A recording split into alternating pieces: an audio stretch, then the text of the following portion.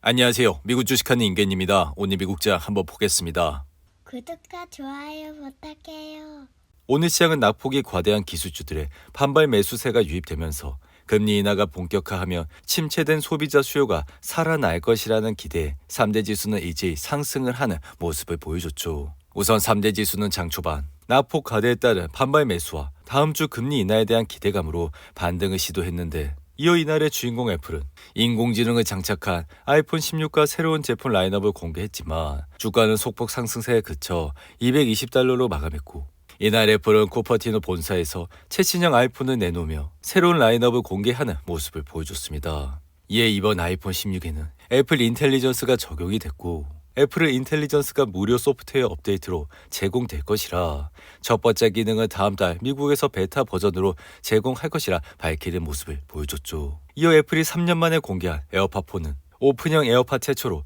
주변 소음을 차단하는 노이즈 캔슬링이 탑재됐는데 이에 가장 관심이 집중된 아이폰 16에는 예상대로 애플이 자체 개발한 소형 언어 모델 AI인 애플 인텔리전스가 탑재돼 팀쿡은 이번 행사에서 아이폰 16이 애플 인텔리전스에 힘입어 짜릿한 새 시대를 여는 이정표가 될 것이라 자평하는 모습을 보여줬습니다. 하지만 애플은 장중 1% 이상 하락을 하며 216달러대까지 떨어졌고 비록 이러한 하락세를 말아올려 소폭 상승은 했지만 하웨이가 3번 접는 폰을 공개하면서 애플의 주가 역시 다소 주춤한 모습을 나타냈는데 이에 개인적인 생각은 지금의 스마트폰 시장은 하드웨어 중심이 아니라 소프트웨어 중심이기 때문에 이렇게 3번 접는 폰이 큰 인기를 끌진 못할 것이라 생각이 들며 애플의 인텔리전스 기능으로 인해 애플 기기들의 연동성을 더욱더 강화하면서 앞으로의 주가 역시 좋은 흐름세를 이어갈 것이라 생각이 듭니다. 한편 지금 시장은 지난주 급락세를 딛고 주초 첫날 거래의 반등에 성공을 하면서 낙폭 과대한 기술주들의 반발 매수세가 유입돼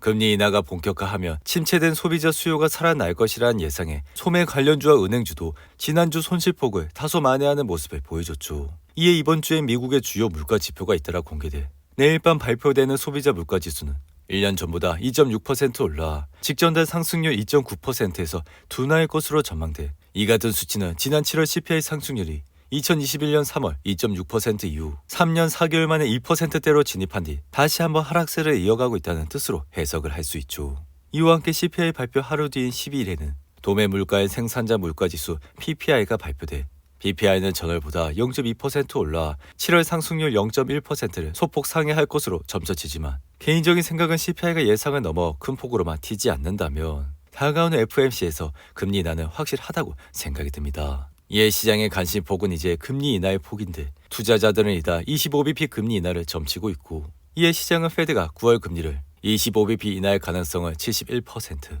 그리고 50bp를 내릴 가능성을 29%로 반영을 하고 있죠. 이에 따라 CPI는 시장 컨센서스에 부합할 것으로 예상이 되며 PPI는 그다지 중요하지 않아 파월은 금리 인하를 원하지만 굉장히 합리적인 사람이기 때문에 9월 50bp 인하의 위험을 감수하려고 하지 않을 것이라 생각이 드는데 이에 인공지능 대장 엔비디아는 반독점 위반 혐의에 대한 조사가 시작은 됐지만 법무부가 소환장을 보내지 않았다는 소식에 이날 주가는 3% 이상 상승하면서 106달러로 마감했고 최근 법무부 반독점 부서는 엔비디아에 연락해 계약 관련 파트너십 조건에 대해 질의를 했지만 이러한 조사는 초기 단계에 있고 엔비디아에 대한 소환장 역시 발부하지 않아 비록 앞으로 본격적인 조사가 필요는 하겠지만 이러한 조사 과정이 수개월 내에 진행이 된다면 엔비디아 역시 충분히 대응할 기간이 있기 때문에 다시 한번 주가는 상승을 하는 모습을 나타냈죠. 이에 엔비디아는 지난주 화요일 주가는 10% 가까이 급락하면서 지난주에만 12% 이상 급락했고 이로 인해 하루 새 시총 역시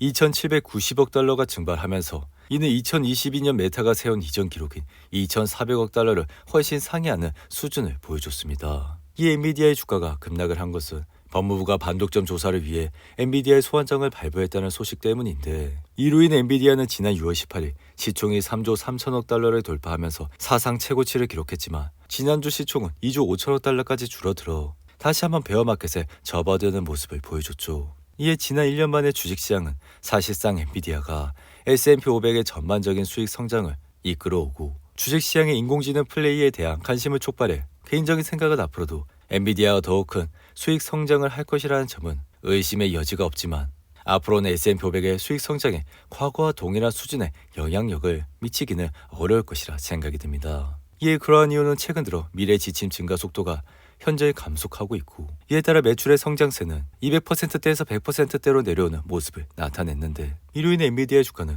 이번 2분기 실적에서 굉장하진 않았지만 탄탄한 실적을 발표했음에도 매도세가 발생했고, 이러한 이유는 엔비디아의 핵심 지위가 약해지고 있다는 신호라 할 수 있는데, 이어 테슬라의 주가는 이날 지난해보다 역성장하며 전 세계 점유율이 20% 아래로 떨어졌지만 이날 주가는 2% 이상 상승해 216달러로 마감했고, 테슬라는 이날 상승으로 다시 52 이동평균선과 22 이동평균선 사이에서 머물고 있는 모습을 보여주고 있죠. 이로 인해 테슬라의 주가는 최근 주춤한 모습을 보여줬지만 FSD 소프트웨어의 기술 향상과 판매 지역 확대에 대한 기대감으로 주가는 저점 대비 상승을 하는 모습을 보여줬고, 여기에는 내년 1분기에 유럽과 중국에서 FSD를 출시한다는 계획과 다가오는 10월 10일 공개 예정인 로보택시에 대한 기대감도 주가에 영향을 주고 있는 모습을 보여줬습니다. 하지만 개인적인 생각은 이러한 테슬라의 자율주행은 더 높은 수준의 판매 성과를 달성하는 데 도움은 되겠지만 대규모 자율주행차 도입은 아직은 적어도 몇 년은 걸릴 것이라 여전히 3분기 실적이 우선적이라 생각이 들며,